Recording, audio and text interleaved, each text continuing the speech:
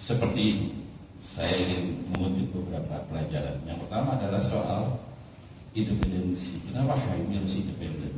Karena dia berangkat dari keimanan. Semakin kuat keimanan kader HMI, maka dia akan semakin independen. Ya, jadi terbebaskan jiwanya untuk menentukan sikap, menilai benar dan salah.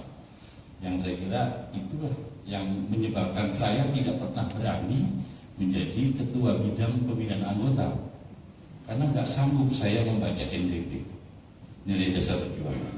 Luar biasa, saya kagum tapi saya tidak sanggup memahami. Saya akhirnya selalu menspesialisasikan diri jadi ketua bidang pengembangan organisasi. Jadi saya mengembangkan wilayah-wilayah bentukan. Nah, itu makanya kenapa saya agak sedikit punya ilmu untuk bikin partai kan itu.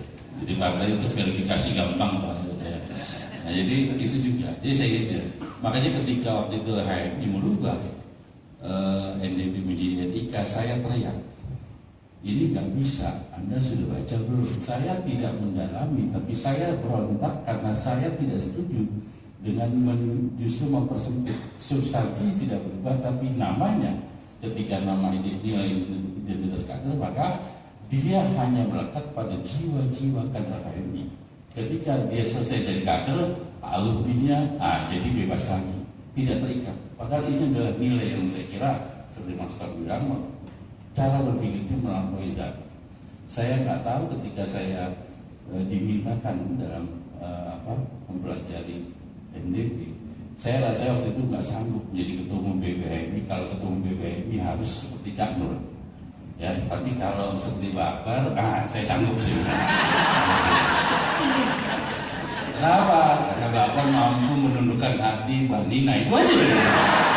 Itu ada independensi di situ, ya saya kira.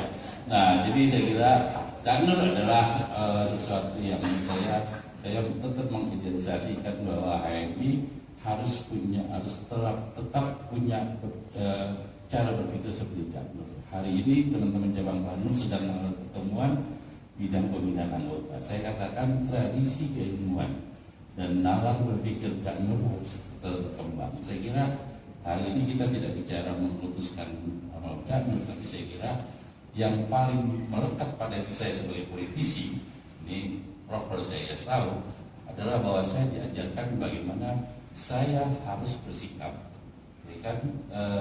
Kemudian dia menyadari dan mengetahui apa kepentingan dirimu, baru kamu bisa mengerti kepentingan orang lain. Jadi seorang politisi yang tidak bisa mendefinisikan apa kepentingan dirinya, maka dia akan selalu bertabrakan dengan kepentingan orang lain. Tapi ketika dia mampu mengetahui apa kepentingan dirinya, karena politisi tidak mungkin bicara saya tidak punya kepentingan, itu namanya apolitis dan bukan politisi, ya. Nah, maka dia akan bisa menghargai dan mempertemukan, mengkompromikan kepentingannya, yang dikompromikan kepentingannya.